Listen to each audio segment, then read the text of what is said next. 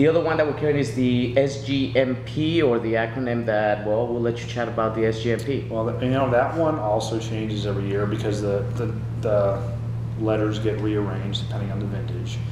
You guys have the 2010, I believe, right? Yes. 2010 was dominated by Syrah, rather than we've done some years where Mourvedre is dominant. Some years we've put the little P in there, or a big P, and 10 was a really nice vintage. I'd say in the last several years, 07 and 10 stand out for me. 08 was riddled with rains. It was a very tough vintage for us. It was a winemaker's year. You had to pull every trick out of the hat. 9 was good, but the wines are a little more angular. I think maybe there's some ageability, but they're still not showing as well. 10 had, I would say, everything that we wanted to see for early to mid drinking. We saw a lot of texture. We saw enough acid, but not too much.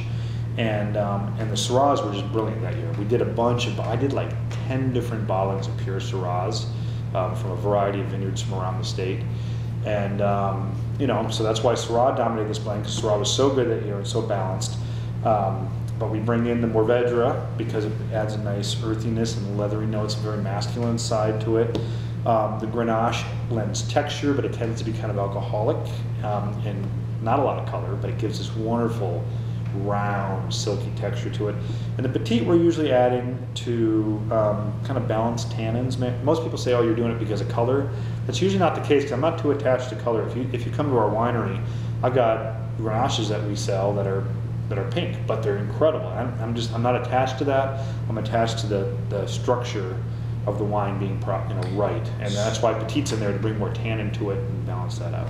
So providing more tannin or softening up? Okay. No, it's usually more. Most of the Petits we grow here in Arizona aren't the big jammy round wines that you're getting out of like Mendocino or Sonoma County or even Lodi and such. Our Petits tend to be extremely tannic, very structured. Some of our most ageable wines, interestingly. So when we're blending that in, we're doing 2, 3, 4, 5%, and it's to bring tannin to the wine. And but you want a certain amount of that feeling and that dryness, and tannins really help a wine age well because they're antioxidants. Okay. So, yeah. Beautiful. Yeah.